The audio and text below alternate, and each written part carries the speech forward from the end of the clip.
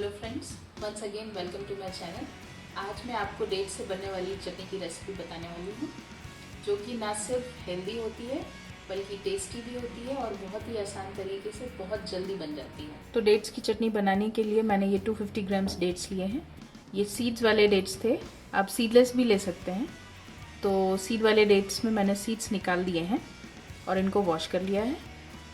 Approx 100 grams jaggery लिया है, 1 चम्मच धनिया पाउडर, 1 चम्मच नमक, 1 चम्मच काली मिर्च, 1 चम्मच ब्लैक सॉल्ट और ये 1 चम्मच जीरा और सौंफ जो मैंने ड्राई रोस्ट किया था उसको पाउडर बना के 1 चम्मच जीरा और सौंफ का पाउडर लिया हुआ है। और ये चाट मसाला। इसमें दो चीज़ें कम्प्लीटली ऑप्शनल है। एक तो ये चाट मसाला, अगर आपके पास नहीं है तो आप नहीं डालें, और ब्लैक पेपर।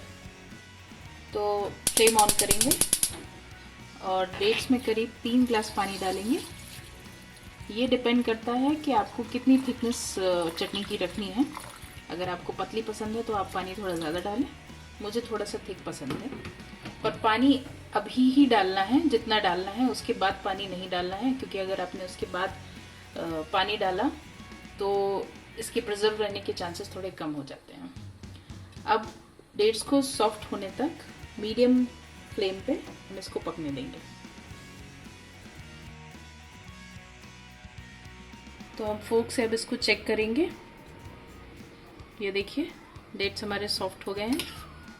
तो डेट्स का सॉफ्ट होना डेट्स की क्वालिटी पर डिपेंड करता है। मेरे ये डेट्स सॉफ्ट होने में करीब आधा घंटा ले लिया है। अब हम फ्लेम को बंद कर देंगे और इसकी ठंडा होने का वेट करेंगे।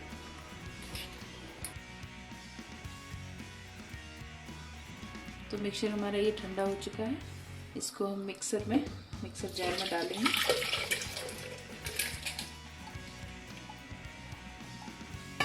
अब हम बाकी सारे इंग्रेडिएंट हमारे डाल देंगे। सॉल्ट, ब्लैक सॉल्ट, काली मिर्च, धनिया पाउडर, जीरा और सौंफ जो ड्राई रोस्ट करके पाउडर बनाया था,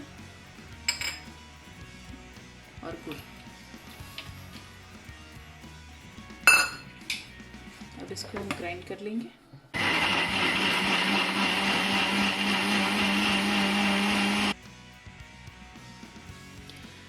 तो ये चाट मसाला मेरा रह ही गया था। इसको आप बाद में भी ऐड कर सकते हैं अकॉर्डिंग टू योर टेस्ट, क्योंकि ये कम्प्लीटली ऑप्शनल है। तो अगर नहीं भी डालेंगे तो कोई फ़र्क नहीं पड़ेगा। तो ये डेट्स की चटनी हमारी रेडी है। इसको आप किसी भी ग्लास कंटेनर में या फिर प्लास्टिक कंटेनर में 1 मंथ, मैक्सिमम 1 मंथ के लिए रेफ्रिजरेट कर सकते हैं। और जिन भी रेसिपीज़ में हमारी इमली की चटनी यूज़ होती है, बजाय की इमली की चटनी, डेट्स की चटनी इज़ वेरी हेल्दी।